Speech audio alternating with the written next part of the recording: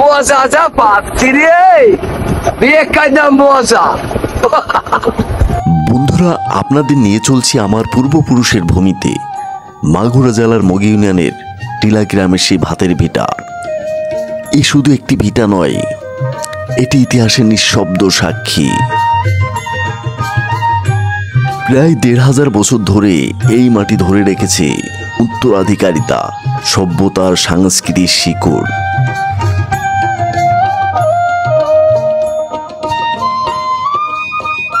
বন্ধুরা, আমি এখন দাঁড়িয়ে আছি মগ ইউনিয়নের টিলা গ্রামের ঠিক প্রবেশ মুখে, এই নতুন নির্মিত ব্রিজের উপরে। চারপাশে সবুজে ঘেরা খানাবাড়ি আর ভাবনাটির ফাঁকা এক প্রান্তর। আমি মোহাম্মদ জনি হাসান সবুজ, সবাইকে জানাচ্ছি আন্তরিক শুভেচ্ছা। আজ আমি আপনাদের নিয়ে চলছি এমন এক গন্তব্যে যেটা শুধু একটি ভিটাই নয়, এ যেন ইতিহাসের এক জীবন্ত দলিল। চলুন।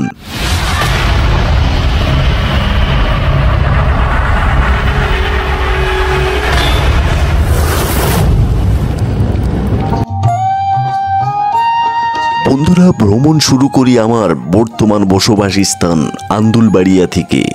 কাঁচা পাকা রাস্তা ধুলো মেখে এগিয়ে চলছে সেই টিলা গ্রামের অভিমুখে, যেখানে আমার শিকড়। পথের ধারে দেখি গ্রাম বাংলা চেনা ছবি, ধান ক্ষেত, পুকুর আর তাল খেজুর গাছ, শিশুদের হাসি তামাশা। আমরা আলাম সেই হাজরাতলা।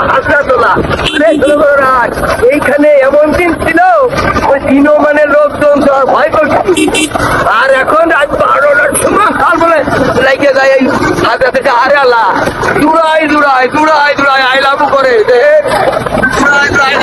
এই সেই হাজরাতলা। এই দেখেন হাজরাতলা, দেখে বহুত পুরনো হাজরাতলা। এখানে এককালে মানুষজন মানে খাই বলতো, বাঘ থাকতো। আর এই যে মন্দিরটা দেখেছেন, এই যে মন্দিরটা, ওই যে মন্দিরটা দেন, এই মন্দিরে বহুত পুরনো মন্দিরটা। মাঝগ্রাম আর খানাবাড়ি পেরিয়ে চলছি ভাবনাটি অভিমুখে। এই দুই গ্রামের মাঝখানে বিস্তীর্ণ এক ফাঁকা মাঠ, আর সেই মাঠের মাঝেই দাঁড়িয়ে আছে এক প্রাচীন মন্দির, চুপচাপ, গম্ভীর। কেউ জানে না কে নির্মাণ করেছিল, কত বছর আগে। শুধু জানি এটি যুগের সাক্ষ্য বহন করছে। জায়গাটি যেন এক রহস্যময় নিস্তব্ধতা গায়ে মেখে আছে। কালের বিবর্তনে মন্দিরটি ভেঙে নুয়ে পড়ে, পরে পুনরায় সংস্কার করা হয় এটি।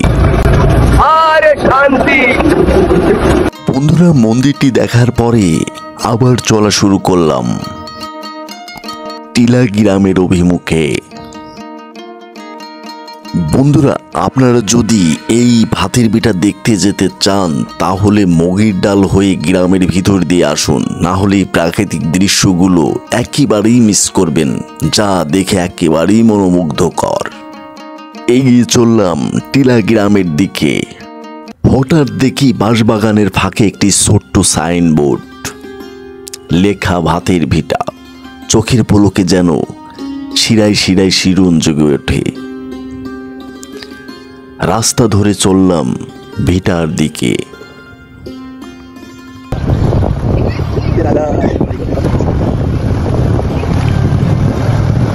পথ ঘিরে শুধু বাঁশবাগান, পাখির ডাকা শূন্যতা।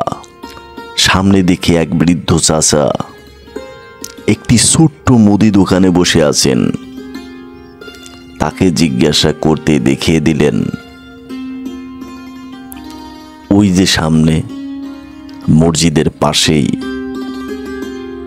আছে সেই ভাতের ভিটা।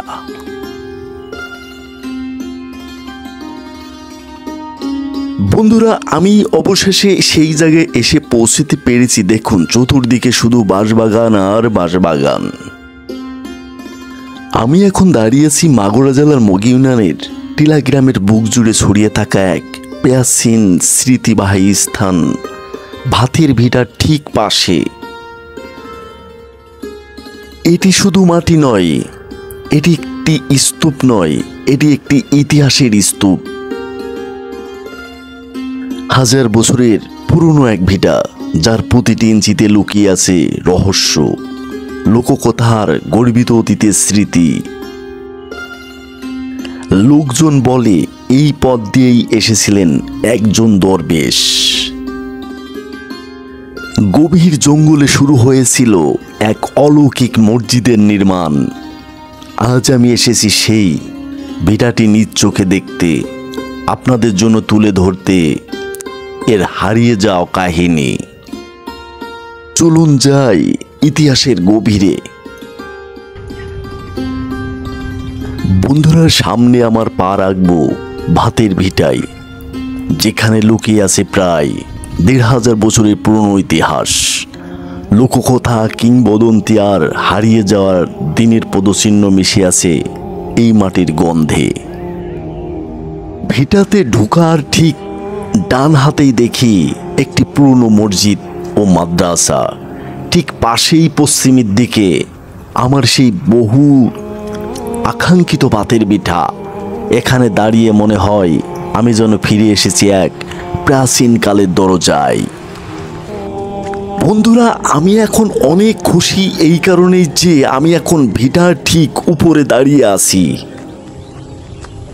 ভিডিওটি দেখতে দেখতে হয়তো এতক্ষণ আপনাদের এই ভিটা সম্বন্ধে ইতিহাস জানতে ইচ্ছা হয়েছে। চলুন আমরা সেই ভাতের ভিটার আসল ইতিহাসটি জেনে নিই। স্থানীয়দের মতে এই ভিটা সম্বন্ধে অনেক ইতিহাসে জানতে পারা যায়। স্থানীয়দের অনেকেই দাবি করে এই ভিটা ১৫০০ বছরের পুরনো।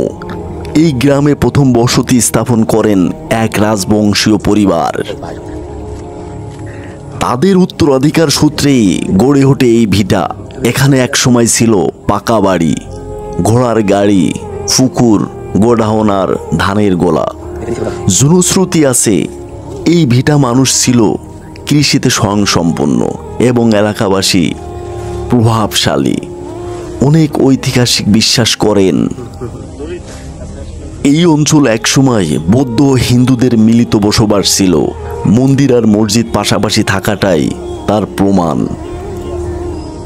সময়ের সাথে সাথে ভিটা জনশূন্য হয়েছে, কিন্তু নিস্তব্ধ এখনো বলে যায় আমি আছি। বন্ধুরা, আমার পিছনে দেখছেন সেই ভাতগালি পুকুর। এখানে এখন শুধু বাঁশঝাড়, কিছু পুরনো ইটার ধ্বংসস্তূপ।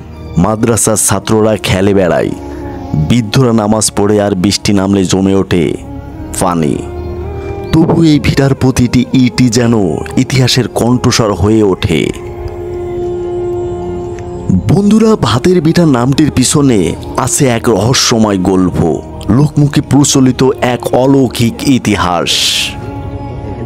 অনেক বছর আগে যখন টিলা গ্রামের এই অংশ জঙ্গলে পরিপূর্ণ ছিল, গভীর রাতের আধারে এই রাস্তা ধরেই এক দরবেশ তার সঙ্গীদের নিয়ে প্রবেশ করে এই এলাকায়। দরবেশের উদ্দেশ্য ছিল সকাল হওয়ার আগেই এক মসজিদ নির্মাণ করা। রাতের নীরবতায় শুরু হয় সেই কাজ। দরবেশের সঙ্গীরা মাটি কাটে, ইট সাজায়, আর দরবেশ নিজে তা তদারকি করে। এদিকে দরবেশের কিছু সঙ্গীরা ভাত রান্নার কাজ শুরু করে। চুলায় বসায় ভাতের হান্ডি। চারপাশ তখন কুয়াশা আর গাও ছমছমে পরিবেশ। কিন্তু ভাগ্যের কি নির্মম পরিহাস, সকাল হয়ে যায় আর মসজিদ নির্মাণ শেষ হয় না। দরবেশ বুঝতে পারে তার কর্ম আর সম্ভব নয়। তিনি রহস্যময়ভাবে অদৃশ্য হয়ে যায় তার সঙ্গীদের নিয়ে। সকালে গ্রামের লোকেরা এসে দেখে উঁচু একটি ঢিবির উপরে একটি হান্ডি ভরা ভাত, আর সেই হান্ডি থেকেই ভাতের মাড় গড়িয়ে গড়িয়ে নামছে ঠিক নদীর মতো। মাড়ের ধারা এতই প্রবল ছিল যে জায়গাটি তৈরি হয় একটি ছোট্ট পুকুর। এই পুকুরের নামই হয় ফ্যানগালি। আজও সেই পুকুর আছে মাড়ের মতো স্বচ্ছ জলধারা নিয়ে। লোকেরা বলে এখানেই ছিল সেই ভাত রান্নার স্থান। আর এই ঢিবি, এই ইতিহাসই হয়ে ওঠে ভাতের ভিটা। এটি আর একটি শুধু ভিটাই নয়, এটি অলৌকিক কাহিনীর স্মারক। শতাব্দীর পর শতাব্দী ধরে গ্রামবাসীর কল্পনায় বিশ্বাসে ও ইতিহাস বেঁচে আছে। এই ভিটা সম্বন্ধে আরও অনেক লোককথা আছে, যেগুলো আপনাদের এই চাচার মুখ থেকেই শোনাবো। চলুন। আমার বয়স 65 বছর আগে, মানে আমার বয়স 10-15 বছর বয়স, তখন আমি দেখছি মানে বিরাট বড় ভিটে, বিরাট বড় ভিটে ছিল, গাছপালা ছিল এরা মোটা মোটা, কিন্তু মানে জেন ছিল, মানুষের দেখাশুনো জানাশুনো জেন ছিল। আমরা যা দিল মানে গেছি, অবশ্য বড়ই গাছ ছিল, মোটা মোটা বড় বড় বড়ই গাছ, বহুত পুরাতন, কোন রাজার বাড়ি ছিল, ইট বাড়ি ছিল এরকম একটা বড় বড় ইট ছিল, এরকম মানে পাঁচিল করা এরকম একটা নিট। ঠিক মসজিদ তৈরি করতে গেছিল, তা হচ্ছে গিয়ে এক রাত্রি করবে, তো কাইকুলি জাহাজ ডাক দিছে, থাক ওই মানে ফজর রাত্রি যেই পাখি ডাক দিছে ওই সময় ওরা চলে যায়, কিন্তু ভাত রান্না করতেছিল সেই সময় নাকি?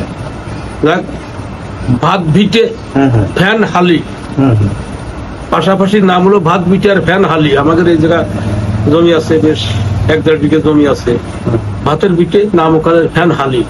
তা সেই ওই মসজিদটা হয়েছিল না ছাইতরে যাইয়ে।